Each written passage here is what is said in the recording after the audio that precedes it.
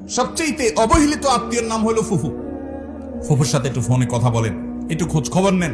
আপনার বাবার বোন, আপনার অনেক কাছের আত্মীয়, তার হক অনেক বেশি। আপনার চাচা আপনার বাবার মতো।